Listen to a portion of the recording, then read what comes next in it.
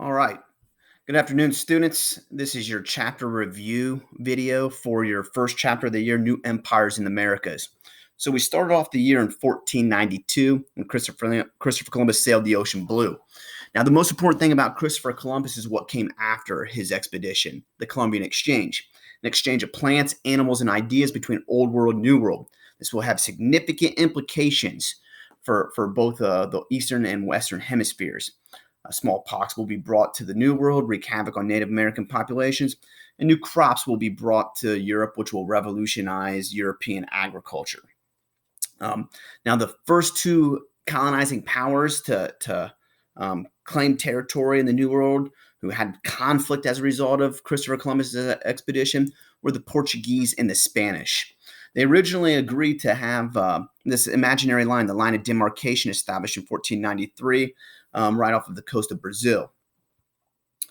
This doesn't last too long. The Portuguese kind of think that they get screwed out of this deal.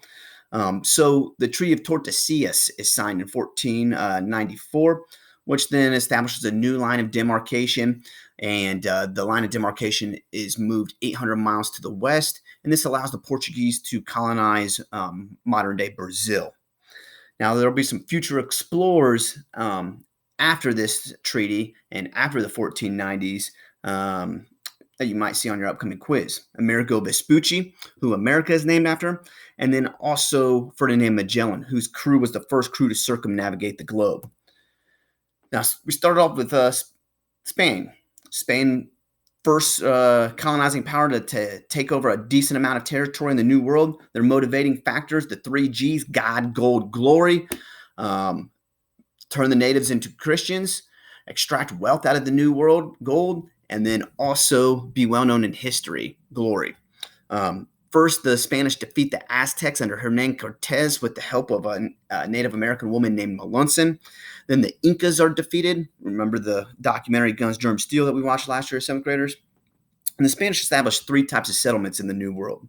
Presidios, military forts. Then they establish missions to pacify the Native American population, and then pueblos or trading posts are established so that resources could be extracted out of the New World. The Spanish established the encomienda system, for a system of forced labor upon the Native Americans. They have plantations where cash crops are grown. But Native Americans turn out to be bad slaves for the Spanish. They die in droves because of smallpox. So then the Spanish and the Portuguese tap into a pre-existing slave market in Africa, and they start to ship enslaved Africans to the New World to work on plantations like sugarcane plantations in the Caribbean and in South America. So next, you'll have the French, the Dutch, and the English want their cut of this colonization pie. These countries are looking for the mythical Northwest Passage, an all-water route linking the Atlantic Ocean to the Pacific Ocean. This all-water route does not exist. But when these countries are looking for the Northwest Passage, they're gobbling up and claiming territory. The French, with their explorer Jacques Cartier, claims Montreal in Quebec. The English, they tried to set up a colony in Roanoke, North Carolina in 1587. It's an unsuccessful colony.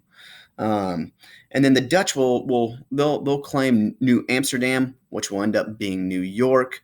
So these colonizing powers, they're going to vie for control of the present day U.S. well into the 1700s.